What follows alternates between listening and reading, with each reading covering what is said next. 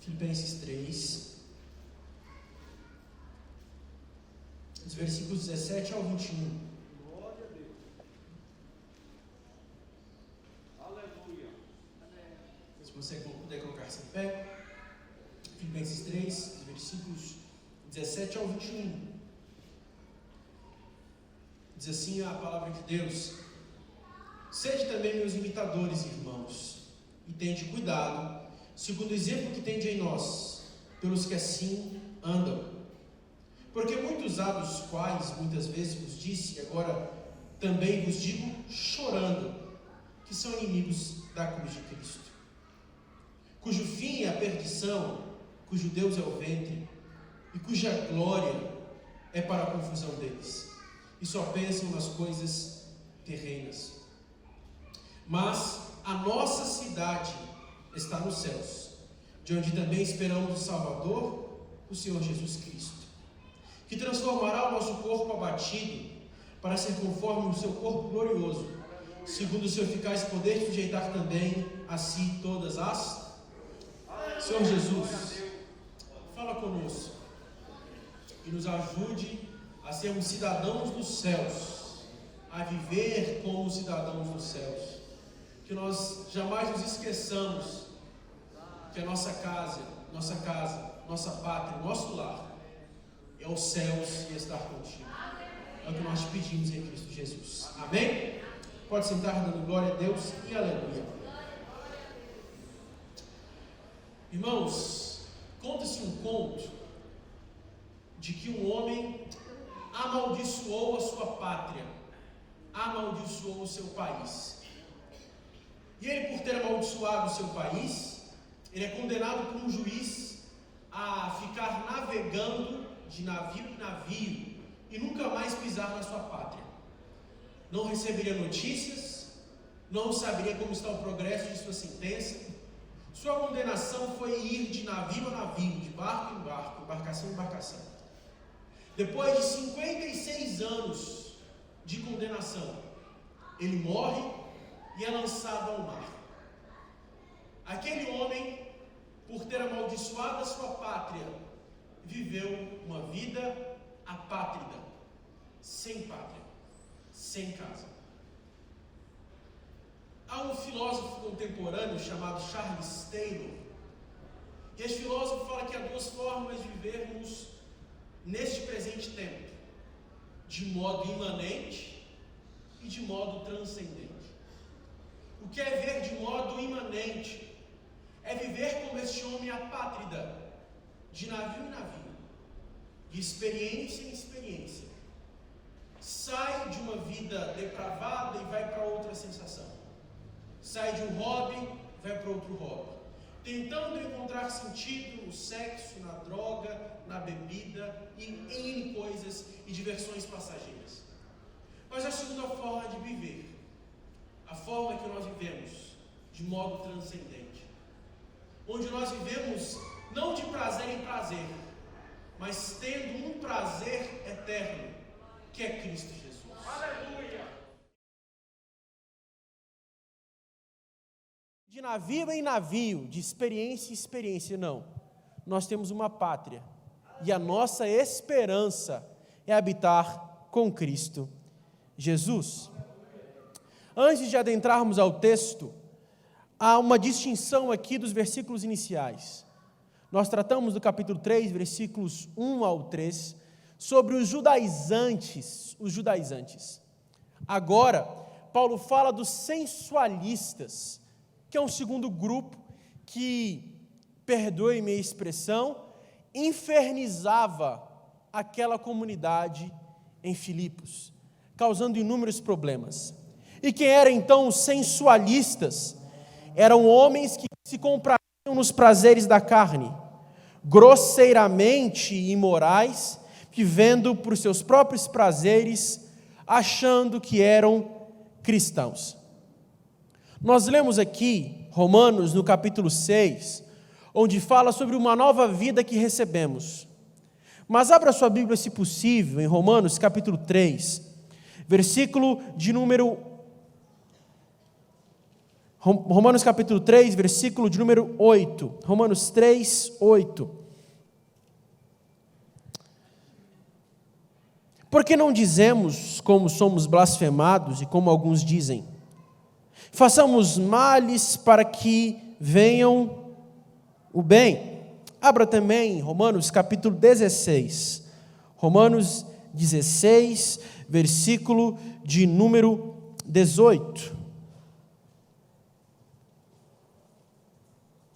Porque os tais não servem ao nosso Senhor Jesus Cristo, mas ao seu ventre, e com suaves palavras lisonjas enganam corações dos simples. Haviam dois grandes inimigos externos da igreja de Filipos. Primeiro, os judaizantes. Segundo, os sensualistas, os hedonistas, que viviam para o seu próprio prazer. Eles têm problemas internos que nós vamos tratar na terça-feira que vem, que eram problemas de divisão na igreja, mas eles tinham dois inimigos externos, os judaizantes e os sensualistas. Se você ler Gálatas capítulo 5, os versículos iniciais, você percebe que também aquela igreja da Galácia também tinha problema com os sensualistas, que acreditavam que a graça lhes dava liberdade para uma vida libertina. A graça lhes dava a possibilidade de viver perante os seus prazeres e perante os seus desígnios e desejos. E perceba que há um grande salto do capítulo 3, versículos 1 ao 3, e capítulo 3, 17 ao 21. Dois grupos, judaizantes de um lado e sensualistas do outro lado. Os judaizantes viviam para a lei, eles eram religiosos. E os sensualistas, hedonistas, viviam para o seu próprio prazer. E perceba que o pecado permeia nas duas extremidades, nos demasiadamente religiosos e nos demasiadamente libertinos. A carne impulsiona aqueles que são muito crentes a serem presunçosos. E a carne impulsiona aqueles que não conseguem ser crentes a uma vida de libertinagem. Então, se você está em um extremo, você peca. E se você está no outro extremo, você também peca. Nós lemos um texto que foge aos nossos olhos, e há uma necessidade real de prestarmos atenção nisso. A passagem do filho pródigo. Nós já ouvimos muitas pregações sobre isso, não é? E a gente, fala do filho pródigo, não é? Volte para a casa do pai, você que vive uma vida depravada. Só que a gente esquece que dentro da casa estava o filho mais velho, que também não agradava ao seu pai. Então, de um lado, nós temos a mentalidade do filho pródigo, que era um sensualista, que via para o seu prazer. E do outro lado, você tinha a mentalidade do filho mais velho, que era um religioso, um fariseu, que via para os seus próprios prazeres da lei. Então, via para os prazeres da carne, outro para os prazeres da lei. E ambos achavam que viviam uma forma correta perante Deus.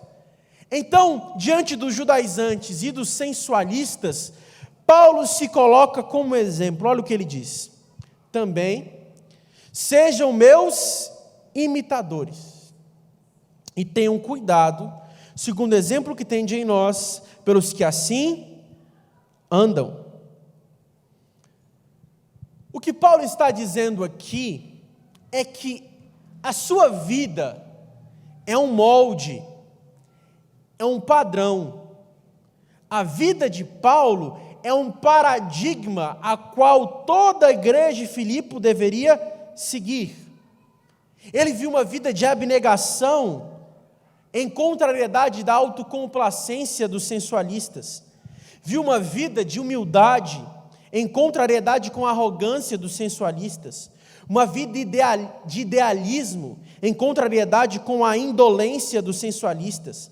Uma vida espiritual em contrariedade de uma vida de carnalidade dos sensualistas. Uma mente celestial em contrariedade com a mente terrena dos sensualistas. Paulo se coloca como exemplo de devoção. Paulo diz, olhem para mim, sigam meu exemplo.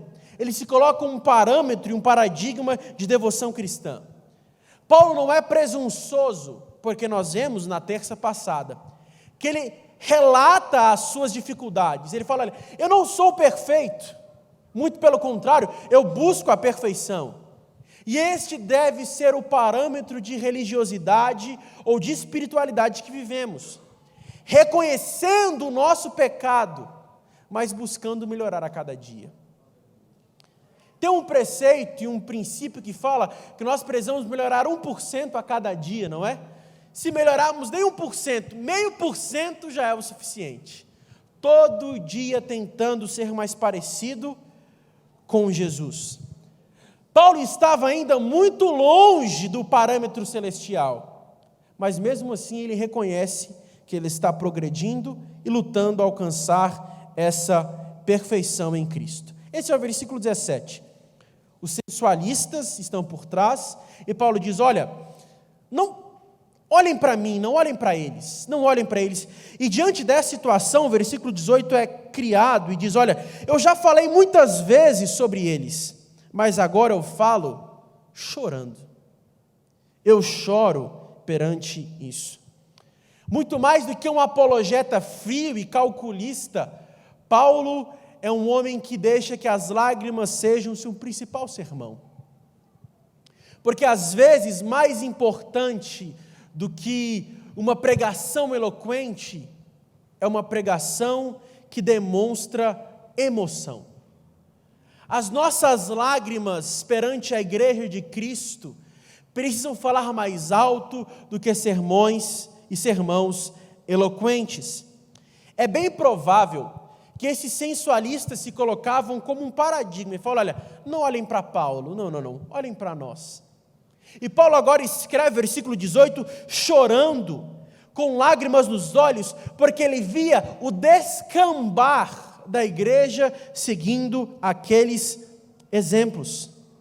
Então, Paulo está motivado pela aflição do seu coração. Imagine, a primeira igreja sendo plantada na Europa, vivendo agora uma vida de depravação, uma vida de sensualidade, uma vida onde os seus interesses pessoais eram mais importantes do que a glória de Cristo Jesus. E Paulo chora, porque o interesse genuíno e o coração missionário de Paulo são relatados aqui. Paulo sabia do cuidado que ele deveria ter com a igreja. Aquele povo havia sido confiado a ele. E então ele expõe o seu coração, não sendo somente o maior teólogo que já existiu. Paulo é também o maior pastor, depois de Cristo, que já existiu. Com lágrimas nos olhos, as lágrimas encharcando possivelmente a sua escrita ali. E ele diz, eu choro, porque eu já sabia e previa o que iria acontecer. Precisamos, nós como líderes e como membros do corpo de Cristo, precisamente termos nossos olhos encharcados com lágrimas.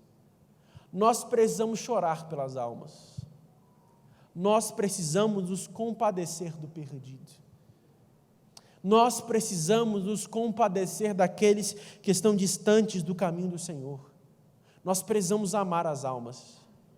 Precisamos amar a nossa igreja. Aquele irmão que há muito tempo não vem, e talvez você saiba que ele está distanciado dos caminhos do Senhor. Vá atrás dele. Ligue. Pergunte. Aquele jovem que cresceu com você e hoje está distante do caminho do Senhor, chore por ele. Clame por ele. Rogue por ele. Interceda a Deus pela vida dele. E isso reverbera num zelo essencial pela igreja. Irmãos, nós precisamos zelar pela igreja de Cristo. nós precisamos tratar a igreja de Cristo como de fato ela merece ser tratada, a menina dos olhos de Deus. E esse zelo é muito mais do que um zelo espiritual, é também um zelo material, irmãos. Nós não podemos ser desleixados com a igreja que Deus nos concedeu que congregássemos. Nós não podemos ser desleixados, negligenciar aquilo que Deus colocou. Sabe, ainda, graças a Deus, não vi isso nesses bancos novos, mas nos bancos antigos, aqueles bancos de madeira, vocês lembram muito bem deles, não é? Colocava-se chicletes embaixo do banco.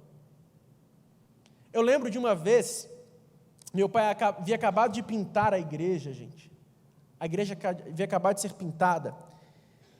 E no mesmo dia que foi pintada, ou estava ainda secando, um irmão foi conversar com o outro e meteu o pezão na parede aqui, ó, conversando. O nosso zelo precisa ser um zelo real. Aqui as coisas são de Deus, são consagradas a Deus, não é de qualquer jeito. E o que Paulo deixa claro é o seguinte: eu choro porque eu não somente choro pelos irmãos que estão perdidos, mas porque ele também zelava pela igreja, zelava pelo que Deus havia dado a ele. Irmãos, Deus nos concedeu graça de servirmos aqui na 11. Nós precisamos cuidar daquilo que foi concedido em nossas mãos. Portanto, precisamos chorar e zelar pelo que foi dado e confiado a nós.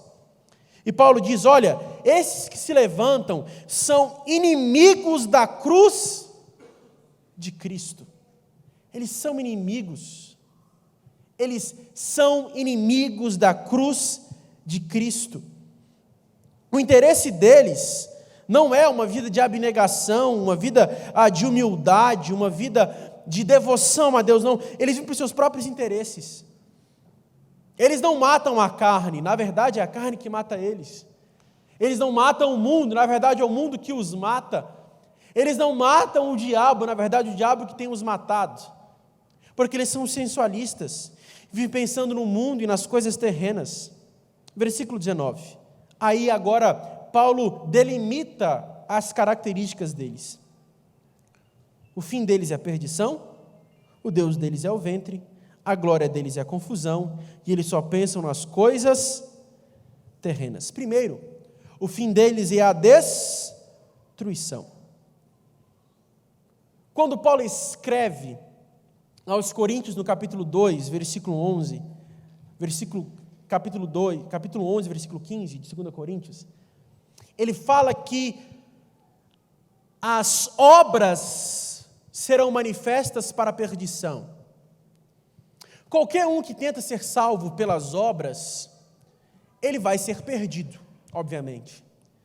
Mas as obras servem como parâmetro divino para a condenação. 2 Coríntios, capítulo 11, versículo 15, diz para nós, o fim deles será conforme as suas obras. O fruto deles é o pecado. O salário deles é a morte. E a palavra usada por Paulo aqui sobre perdição é a mesma palavra usada em 2 Tessalonicenses capítulo 1, versículo 9, que fala sobre uma perdição eterna. É eterna. Paulo não está dizendo, olha, vocês vão morrer, não.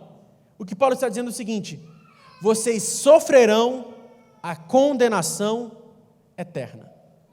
Os inimigos da cruz de Cristo, sensualistas, o fim deles é a condenação eterna. Eles serão condenados. Não há salvação fora da verdade. O caminho da heresia desemboca no abismo. Os hereges serão perdidos. E nós que andamos em verdade, seremos galardoados ante ao tribunal de Cristo. Todos compareceremos ante ao tribunal, mas nós que somos salvos, compareceremos diante ao tribunal para recebermos galardão, e os perdidos para serem condenados. Há somente dois caminhos, o caminho apertado e a porta estreita, e ao caminho espaçoso e a porta larga. Todos conduzirão para destinos eternos, mas um para a vida e outro para a morte. Não há meio termo, gente, em Cristo. Ou nós servimos a Deus, ou servimos ao diabo. Ou servimos a Deus, ou servimos à carne. Ou servimos a Deus, ou servimos ao mundo. Não há um meio termo, gente. Não há um parâmetro de equilíbrio entre as duas coisas, não. Ou somos 100% de Deus, ou somos 100% do diabo. 100% de nós mesmos e 100% do mundo. Ou somos de Deus ou não somos de Deus. Não há um ponto de equilíbrio. É como diz aquela história do indivíduo que estava em cima do muro e o anjo falava para ele, olha, vem para cá, vem para o meu lado, vem para o meu lado. E ele passa o dia inteiro naquela peleja e do outro lado ele olha e pergunta para o demônio que está lá do outro lado do muro, olha, o anjo está me chamando o dia inteiro para passar para o outro lado e você não fala nada. Ele fala, não, é porque o muro também é meu. O muro também pertence a mim. Então quem está em cima do muro também está perdido. Não há meio termo. Ou somos de Deus, ou não somos de Deus. A realidade é essa.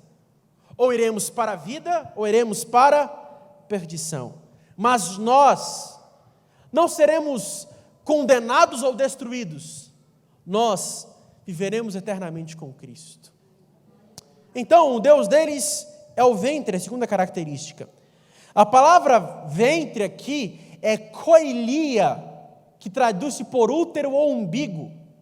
O Deus deles é o umbigo, ou seja, eles vivem para seus próprios desejos, egocêntricos.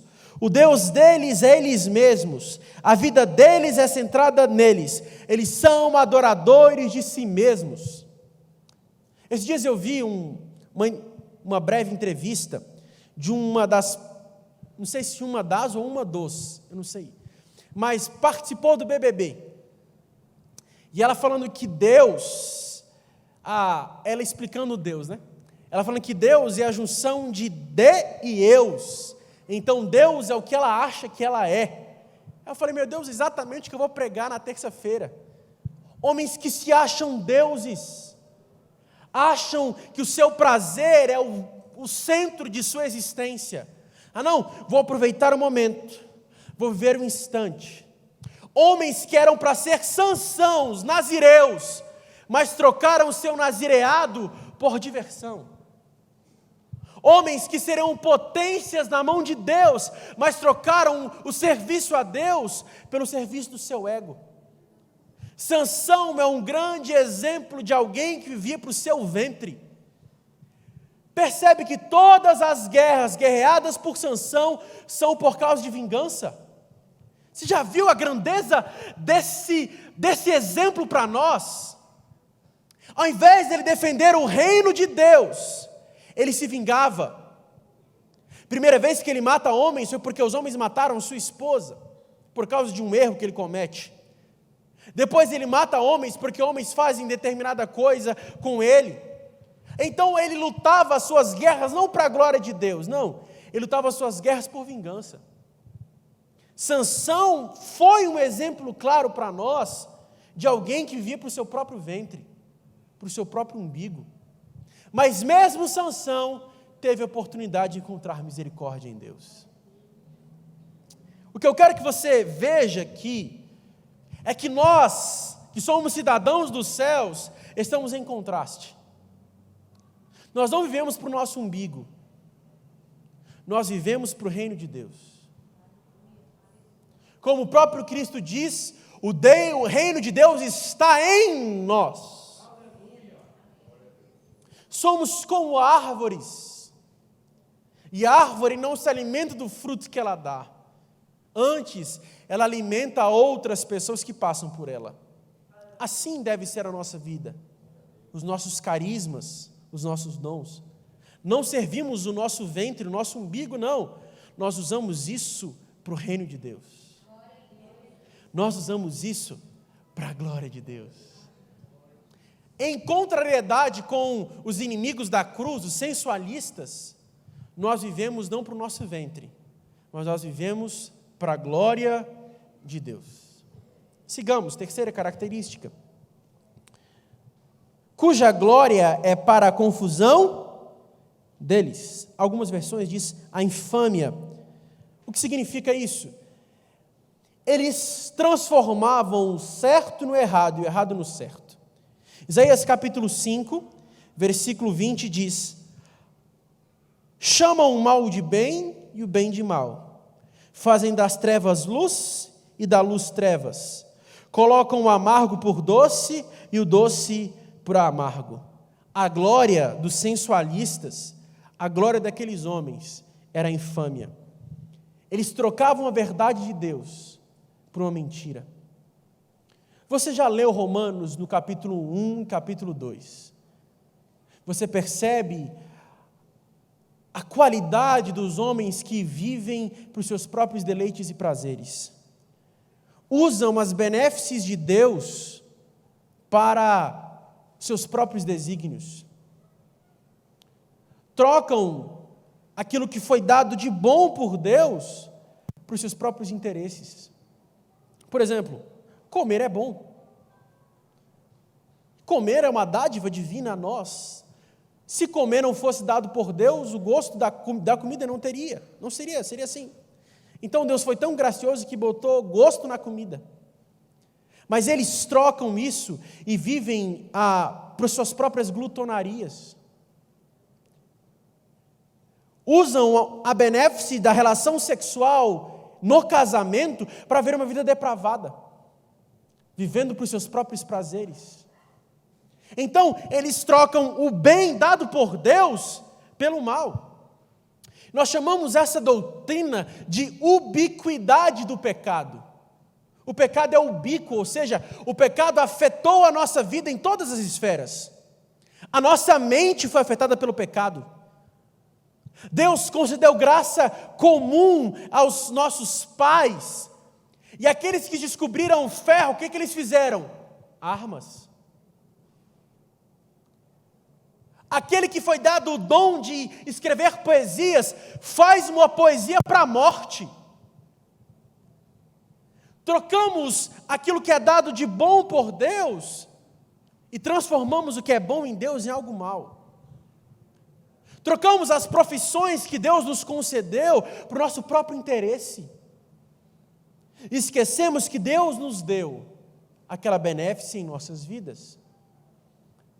Mas nós que somos cidadãos dos céus, não vivemos uma vida de infâmia, transformando o mal em bem ou o bem em mal, não, nada disso. Nós sabemos o que é certo.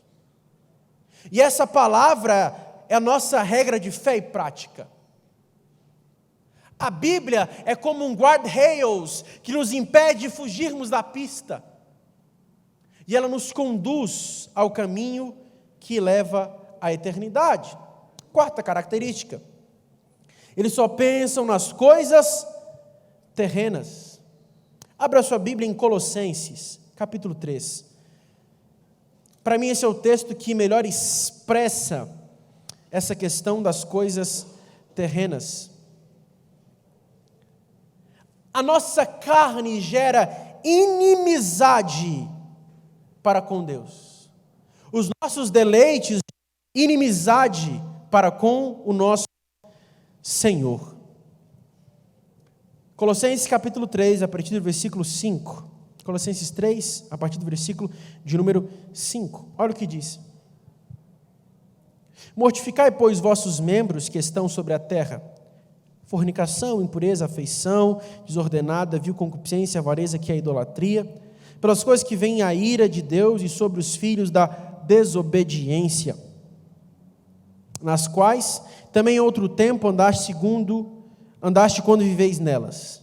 Mas agora, despojai-vos também de tudo, da ira, da cólera, da milícia, da maledicência, das palavras torpes da vossa boca. Não mintais uns aos outros, pois já despistes do velho homem com os seus feitos, e vos vestistes do novo, que se renova para o conhecimento, segundo a imagem daquele que criou. Versículo 12, vamos lá ao versículo 11. Revesti-vos, pois, como eleitos de Deus, santos e amados, com estranhas misericórdias, benignidade, humildade e mansidão, suportando-vos aos outros, perdoando-vos aos outros. Alguém que queixa contra o outro, assim como Cristo vos perdoou, assim também vós fazei. E sobretudo, revesti-vos do amor, que é o vínculo da paz. E a paz de Deus, para a qual foste chamados um corpo, domine os vossos corações e sede agradecidos. A palavra de Cristo habite em vós abundantemente, em toda sabedoria, ensinando-vos, admoestando-vos aos outros, com salmos, hinos e cânticos espirituais, cantando ao Senhor com graça em vosso coração. E quanto fizeste por palavras e por obras, fazei tudo em nome do Senhor Jesus, dando a Ele graças ao Deus Pai. Nós não pensamos mais nas coisas desta terra. E a expressão usada por Paulo aos Colossenses é o seguinte: olha, tirem as vestes do velho homem, coloquem as vestes do novo homem. Nós prezamos constantemente checar o guarda-roupa espiritual da nossa vida e saber que a roupa que estamos usando é para a glória de Deus ou não. Precisamos fazer uma varredura no nosso guarda-roupa espiritual e saber se o que estamos vestindo é algo terreno ou é algo celestial. Nós não pensamos nas coisas desta terra, nós pensamos nas coisas dos céus. Nós não vemos uma vida imanente, nós vemos uma vida transcendente. Nós estamos aqui, mas nós aguardamos lá. Como disse na terça passada, mesmo dormindo em pedras, Jacó teve sonhos celestiais. Mesmo com um espinho na carne, Paulo tinha visões dos céus. Por maior que sejam as nossas angústias e sofrimentos nessa vida, nós não podemos esquecer que estamos aqui de passagem. Versículo 20, e aqui é basicamente o cerne do nosso sermão.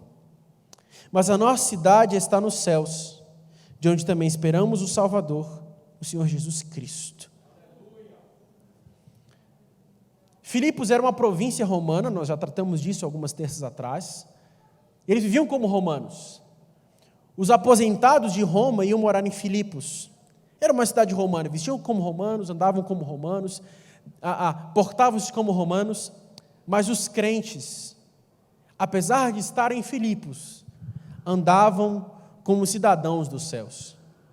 Somos embaixadores, e um dos princípios do direito internacional é o quê? Alguém que é embaixador em outro país não é julgado perante as leis daqui, mas principalmente perante as leis do seu país de origem. Nós estamos aqui, está acabando a bateria, me dá outro microfone, por favor. Nós viemos não de acordo com os parâmetros desta vida, mas conforme os parâmetros dos céus. Obrigado, Manete. Mas de acordo com os parâmetros celestiais. Nós não vivemos como os filipenses, nós vivemos como cidadãos romanos. Não somos governados por este tempo, não somos governados por este século. Antes, nós vivemos de acordo com a nossa pátria celeste, sabendo que por maior que seja a influência que estejamos vivendo, nós somos cidadãos dos céus. O nosso nome está escrito no livro da vida. A nossa herança está guardada nos céus. E Jesus disse que Ele irá voltar uma segunda vez para nos levar para si. Mas a nossa mansão, a nossa casa, já foi comprada na eternidade. A palavra usada por Paulo aqui, cidade, na verdade seria pátria, ou politeuma, que significa a nossa conduta. Nós somos cidadãos, patriotas do céu. Essa palavra descreve alguém que está andando de acordo com uma conduta. O que Paulo diz é o seguinte: mas nós andamos de acordo com os céus. Nós andamos de acordo como cidadãos dos céus. Nós andamos nas pegadas e nas pisadas de Cristo Jesus. Pedro diz que nós somos estrangeiros e nós somos peregrinos, somos forasteiros, ou seja, nós não estamos aqui para toda a eternidade. Portanto, aqueles que vivem pensando somente na terra, como diz a própria Escritura, são os mais miseráveis dentre os homens. O que é 90 anos, 100 anos, comparados com a eternidade? Nós não vivemos aqui porque a nossa habitação é com o cabeça, que é Cristo. O corpo não está dissociado da cabeça. Então, assim como Cristo pensava, andava e reagia, nós devemos andar, pensar e reagir. Porque essa esperança tem um poder santificador em nós. 1 João, abra sua Bíblia em 1 João, capítulo 3, versículo de número 3. 1 João 3, 3. 1 João 3, 3. Olha o que diz. E a si mesmo se purifica todo aquele que tem nele esperança, assim como ele é puro. Hebreus 11, 16 diz: mas agora aspira uma pátria superior, isto é, celestial. Por isso Deus não se envergonha deles, de ser chamado seu Deus, porquanto os preparou uma cidade. Nós, crentes, estamos ansiosos com a vinda de Cristo. Nós devemos cantar Maranata dia após dia, manhã após manhã, minuto após minuto. Quando as coisas estão ruins, nós devemos olhar para a eternidade e saber que nós somos chamados para lá. Nós somos de lá, nós pertencemos ali. E de acordo com isso, nós lemos aqui em 1 João, nós purificamos a nossa vida. A nossa esperança deve mudar o nosso presente. A nossa esperança deve coadunar com a nossa fidelidade. Como a igreja de Esmirna, sejam fiéis até a morte, e darei a vocês o coroa da vida. Ó a igreja de Filadélfia, guardem o que vocês têm, para que ninguém tome a coroa de vocês. Faço uma breve digressão. Quando nós estudamos a relação entre igreja e cultura, é bem certo que depois da década de 80, principalmente do pós-estruturalismo francês, nós não tentamos dialogar muito bem com a cultura, estamos falhando nesse quesito. Mas acredito eu que a verdadeira vertente para nós, pós-modernos, é sermos uma presença fiel. Entenda uma coisa, meu irmão, em nome de Jesus. A igreja não transformará a cultura. Pelo contrário. Muitas igrejas estão sendo transformadas pela cultura. Nós não fomos chamados para redimir o mundo. Quem redime o mundo é Cristo. A nossa responsabilidade é sermos fiéis. E nessa fidelidade, nós transformamos o mundo. O que Paulo fez quando entrou em Tessalônica não foi nada a não ser pregar o Evangelho. Ele não fez nada demais. Ele não fez uma mega estrutura. Ele não fez nada de sobrenatural. Ele simplesmente pregava. E quando ele foi expulso da cidade, os cidadãos de Tessalonicenses falavam: estes homens estão perturbando a cidade. E a expressão ali, para o grego, eles estão virando o mundo de ponta cabeça. Sabe como a igreja vira o mundo de ponta cabeça? Pregando o Evangelho. Nós viramos o mundo de ponta cabeça quando nós somos fiéis em nossa pregação. Nós não vamos transformar essa cultura, gente. Se transformamos essa cultura, a Bíblia é uma grande mentira. mas nós somos fiéis dentro dessa cultura. Nós não podemos ser contaminados com este ambiente. Nós somos como a água e o óleo. Podemos estar no mesmo recipiente, mas a gente não se mistura. Somos sal da terra, somos luz do mundo. E nessa fidelidade, nós resplandecemos a luz de Cristo. O que José fez no Egito, a não ser fiel ao Deus que lhe chamara. O que Daniel fez na Babilônia, a não ser fiel ao Deus que lhe chamara. O que Paulo fez na Ásia, a não ser fiel ao Deus que lhe chamara. A igreja não vai transformar o mundo de ponta cabeça, a não ser pela pregação do Evangelho. Precisamos ser fiéis à pregação, porque quando nós pregamos fielmente, é o próprio Deus falando ao povo. E é nessa fidelidade que os heróis da fé viveram. Abraão sai da sua terra e da sua parentela e vai morar em tendas, porque ele sabia que havia uma pátria superior reservada para ele. Moisés troca o reinado do Egito, o reino do Egito, para morar num reino que não tem fim. Nós trocamos as delícias deste mundo e os manjares do diabo pelo maná e pelo pão que vem do céu. Ah, meu irmão, não seja Esaú, que trocou a sua primogenitura por um prato de lentilhas. Não troque aquilo a qual Deus lhe chamou para um momento, um instante. Nós estamos aqui, mas os nossos olhos ascendem para a transcendência. E como nós fazemos isso, gente? Sendo fiel. Sendo fiel. Fidelidade. Paulo olha para aquele povo e fala: olhem para mim. Olhem para a minha fidelidade.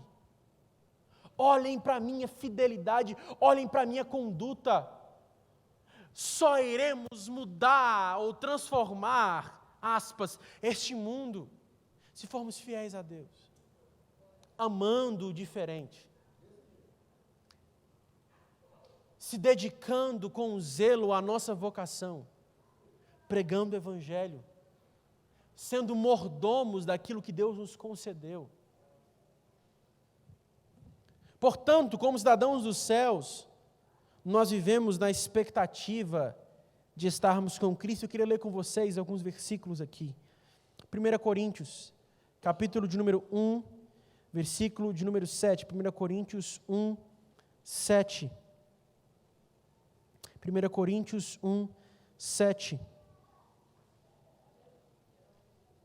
De maneira nenhuma, de nenhum dom vos falta, esperando a manifestação do Senhor Jesus Cristo, o qual vos confirmará até o fim, para seres irrepreensíveis no dia do nosso Senhor Jesus Cristo. Gálatas 5, 5. Gálatas 5, 5. Porque nós, pelo Espírito da fé, aguardamos a esperança da justiça. Hebreus 9, a partir do versículo de número 26. Hebreus 9, a partir do versículo 26. Este texto é lindíssimo. De outra maneira, necessário lhe fora padecer muitas vezes desde a fundação do mundo. Mas agora, na consumação dos séculos, uma vez se manifestou, para aniquilar o pecado pelo sacrifício de si mesmo. E como os homens estão ordenados a morrer uma vez, e vindo depois disso o juízo, assim também Cristo, oferecendo-se uma vez para levar os pecados de muitos, aparecerá uma segunda vez, sem pecado, aos que o esperam para salvação. Romanos, capítulo de número 8, Romanos 8. Romanos, capítulo de número 8. Romanos, capítulo 8. A partir do versículo 21. Na esperança de que também a mesma criatura será libertada da servidão da corrupção para a liberdade da glória dos filhos de Deus. Porque sabemos que toda a criação geme e está juntamente com as dores de parto até agora. Não só ela, mas nós mesmos temos a primícia do Espírito, também gememos em nós mesmos, esperando a adoção, a saber, a redenção do nosso corpo.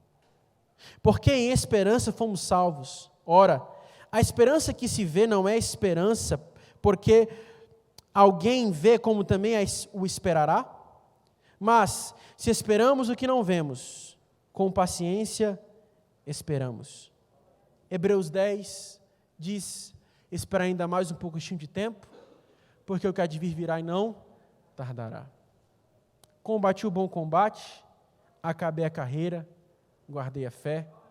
Desde agora a coroa da justiça me está guardada, a qual o Senhor justo juiz me dará naquele dia. Mas não somente a mim, mas a todos que amarem a sua vinda. A expressão usada por Paulo no capítulo 4, versículo 20, aqui, capítulo 3, versículo 20, melhor dizendo, é que Cristo é o nosso Salvador. E esse Salvador aqui traduz-se por alguém que está libertando alguém de algo. Cristo nos liberta deste presente século, irmão. Por isso nada neste mundo nos satisfaz.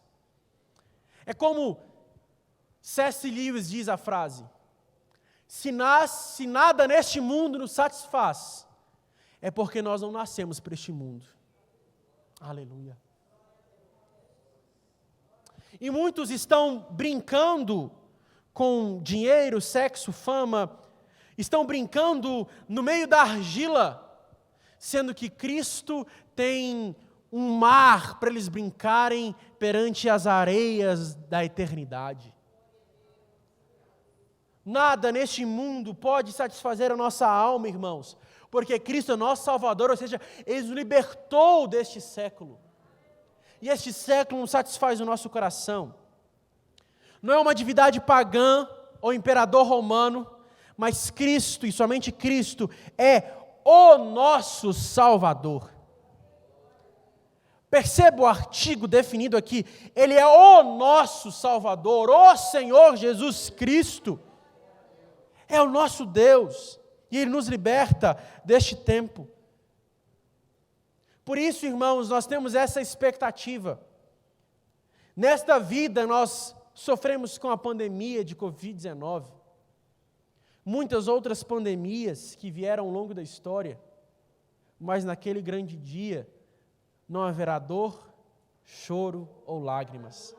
E estamos nessa esperança, olha o que Paulo diz para encerrar. Que transformará o vosso corpo abatido para ser conforme o corpo glorioso, segundo o meu eficaz poder sujeitar também todas as coisas. Os gregos e romanos entendiam o corpo como algo vil, algo que prende a alma, que é algo perfeito. Paulo diz o contrário, Paulo diz, olha, Ele transforma o nosso corpo, ou seja, Deus quer você por inteiro, inclusive o seu corpo. E este corpo é templo do Espírito Santo. Nessa vida estamos sujeitos a fraquezas, sofrimentos, enfermidades. Mas, o que Paulo diz, viveremos em um corpo glorioso. Abra sua Bíblia comigo em 1 Coríntios capítulo 15. 1 Coríntios capítulo 15. Essa é uma doutrina que às vezes nós esquecemos, mas para mim é uma das doutrinas mais formidáveis da Bíblia Sagrada, a ressurreição do corpo. 1 Coríntios 15, versículos 42 ao 44, diz assim: assim também a ressurreição dos mortos. Semeia-se o corpo em corrupção e ressuscitará em incorrupção. Semeia-se em ignomia e ressuscitará em glória. Semeia-se em fraqueza e ressuscitará em vigor. Semeia-se o corpo natural e ressuscitará no corpo espiritual. Há corpo natural e também há corpo espiritual. Versículo 50 em diante. Agora, digo isto, irmãos, e eu quero que você tente visualizar o que está escrito aqui. Que a carne e o sangue não podem herdar o reino de Deus, nem a corrupção herdar incorrupção. Eis que vos digo um mistério. Na verdade, nem todos dormiremos, mas todos seremos transformados. Num momento, no abrir e fechar de olhos, ante a última trombeta. Porque a trombeta soará, e os mortos ressuscitarão incorruptíveis, e nós seremos transformados. Porque convém que isto que é incorruptível se revista da incorruptibilidade. Isso que é mortal se revista da imortalidade. E quando que isto que é corruptível se revestir da incorruptibilidade, isto que é mortal se revestir da imortalidade, então cumprir-se-á a palavra que está escrita: tragada foi a morte na vitória. Onde está a morte o teu aguilhão? Onde está o inferno a tua vitória? Ora, o aguilhão da morte é o pecado, e a força do pecado é a lei. Mas graças a Deus que nos dá vitória por nosso Senhor Jesus Cristo. Portanto, meus amados irmãos, sejam firmes e constantes, sempre abundantes na obra do Senhor, sabendo que o vosso trabalho não é vão no Senhor. Quando a trombeta soar, os mortos ressuscitarão. Eu fico imaginando, irmãos, os mártires do Coliseu, isso é muito lindo. Os leões e tigres tragaram aqueles homens. O sangue deles foi espalhado pela arena do Coliseu. A terra consumiu seu sangue. Aqueles leões que mataram já morreram faz muitos e muitos anos. Mas quando a trombeta tocar, os átomos precisarão se restituir. E o corpo que foi mortal será revestido da imortalidade. É uma visualização profunda. Eu fico imaginando a Pedro que morreu crucificado de ponta cabeça. O seu corpo que fora sepultado e há muitos anos já consumido pela terra e pelos vermes. Eu não sei como acontecerá, mas os vermes terão que vomitar para mostrar que esta promessa é verdadeira. Mesmo que só existam átomos, mesmo que só existam partículas de átomos, eles vão ressuscitar. Aleluia. Aleluia. E olha o que Paulo diz: segundo o poder eficaz de sujeitar também a si todas as coisas. Essa palavra sujeitar aqui no grego traz a ideia de reinado. Cristo reina sobre todas as coisas, inclusive sobre a morte. Por isso Paulo diz: morte, onde está o seu aguilhão? Porque nem a morte consegue suportar o poder de Cristo. Se Cristo sujeita todas as coisas pelo seu poder, que dirá transformar o nosso corpo em algo incorruptível? Paulo começa o capítulo 3 falando de sua conversão, mas termina o capítulo 3 falando de sua esperança. Paulo está no degrau mais alto de sua fé naquele momento. Conversão, santificação, e agora ele está almejando a consumação em Cristo. Essa deve ser a nossa percepção. Nascemos, fomos regenerados, estamos a caminho da maturidade, já estamos maduros, mas a nossa esperança é estarmos com Cristo. O grande problema hoje é que nós trocamos a nossa prioridade. Nos preocupamos com essa terra e nos esquecemos da pátria celeste. Nos preocupamos com as coisas fúteis deste mundo. Trocamos aquilo que é eterno pelo perene. Trocamos isso. Irmãos, eu quero que você visualize um texto aqui. Eu até vou ler em outra passagem, porque é mais fácil de entendimento. Em outra versão, melhor dizendo. Apocalipse capítulo 21.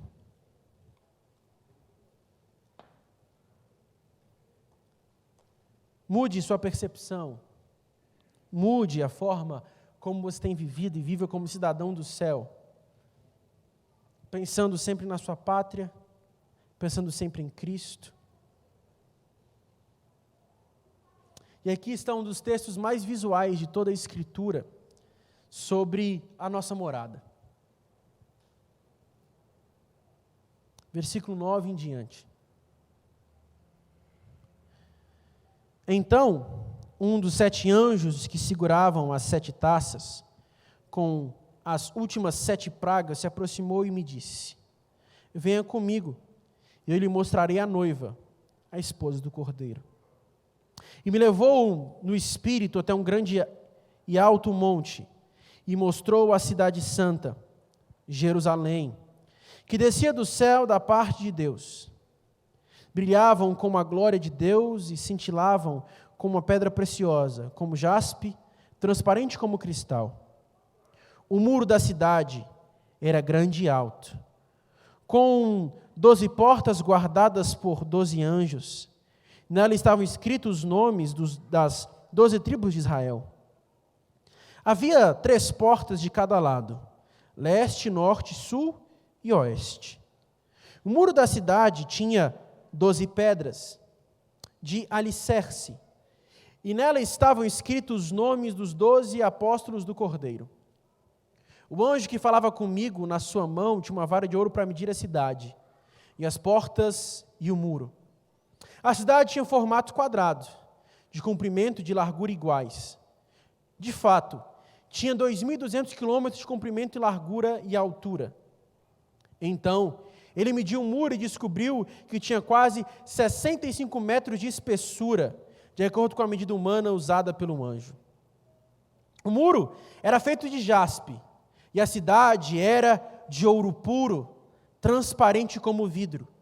O muro da cidade era construído sobre os alicerces, ornamento com 12 pedras preciosas, primeira com jaspe, segunda com safira, a terceira com ágata, a quarta com esmeralda, a quinta com ônix, a sexta com cornalina, a sétima com crisólito, a oitava com berilo, a nona com topázio, a 10ª com crisópraso, a 11ª com jacinto e a 12ª com ametista. As 12 portas eram feitas de pérolas, cada porta uma única pérola. A rua principal era de ouro puro, transparente como vidro. Não vi templo algum na cidade, pois o Senhor, Deus Todo-Poderoso e o Cordeiro são o seu templo. A cidade não precisa de sol e nem de lua, pois a glória de Deus a ilumina e o Cordeiro é a sua lâmpada. As nações andarão em sua luz e os reis em toda a sua glória entrarão na cidade. As portas nunca se fecharão, pois ali não haverá noite, e todas as nações terão glória e honra à cidade. Nenhum mal terá permissão de entrar, nem coisa alguma que pratique é vergonhoso ou enganoso, mas somente aqueles cujos nomes estão escritos no livro da vida do Cordeiro. A Bíblia ela é absolutamente perfeita, porque um dos versículos aqui diz que Deus e o Cordeiro são o próprio templo. Amém? Está com isso na cabeça? Isso está na sua cabeça, não está? Olhando para Gênesis, as antigas divindades pagãs na quais foi escrito o tempo ali, do livro de Gênesis, por Moisés. Todas elas tinham um templo para dormir. Todas. Por isso eles faziam zigurates, não é? Pirâmides para dormir. Todas tinham templos. Entretanto, na narrativa de Gênesis, não há templo. Não há templo. E eu sempre me questionei o porquê Deus prezou descansar. Nunca vi, por que Deus precisa descansar? Deus é espírito, ele não precisa descansar, por que ele precisa descansar? E lendo esses dias eu descobri o porquê. Quando fala em descansar, Moisés está contrapondo com a cultura pagã da época. Lembre que todos os deuses precisavam de um templo para descansar, todos. Entretanto, o nosso Deus, o verdadeiro Deus, não tem um templo, porque Ele descansa na sua própria criação. O que está acontecendo aqui em Apocalipse é a mesma coisa, não há templo, porque Ele é o próprio templo. Assim como em Gênesis 1, a criação é o templo de Deus, o céu em sua eternidade são o templo do Cordeiro. A Bíblia está dizendo o seguinte: no início era um jardim, mas no final é uma cidade de ouro puro. Assim como ele habitava e dormia, estava no jardim, ele habita na cidade celestial. A Bíblia está dizendo o seguinte para nós: do início ao fim, já havia separado um local para o povo de Deus. Antes da fundação do mundo, o Cordeiro já estava preparado para morrer em nosso lugar. E quando morremos, onde habitaremos? Habitaremos nele próprio, nele que é o verdadeiro templo e a verdadeira cidade do seu povo. Coloque-se em pé, eu quero orar com você.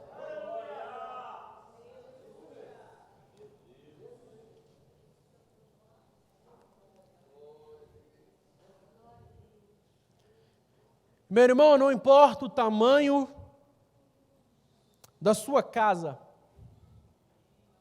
não se compara com a morada eterna em Cristo. Não importa o quão confortável seja o seu carro, ali as ruas são de ouro puro. O que eu quero que você veja hoje aqui é que nada neste mundo é suficientemente bom para saciar a esperança do nosso coração. O que Paulo está dizendo aos sensualistas é o seguinte: vocês podem ver para os prazeres de vocês, mas eu vivo pensando na eternidade. Essa é a nossa morada, irmãos. E nada pode ser maior e mais benéfico que isso. Não podemos trocar o céu por esta terra. Até porque nós somos de lá e nós estamos aqui de passagem. Jesus, como a tua palavra diz, nos ajude a ser firmes e constantes, aguardando essa bem-aventurada esperança. Deus, tire de nós toda presunção de esperança nesta vida. Que nós possamos habitar na nossa pátria celeste. Ah, Jesus. Que nada apague o fervor e a alegria do nosso coração. Aleluia. Que o sofrimento presente não possa impedir de sonharmos com os céus. Ah, Jesus, ajude-nos a sermos fiéis para estarmos contigo aí. Nos ajude a negarmos a nossa carne para vivermos para a sua glória. É o que nós oramos, é o que nós pedimos, é o que clamamos, em nome de Jesus Cristo. Amém, amém e amém. Que Deus nos abençoe para a glória do nosso Senhor e Redentor. Amém?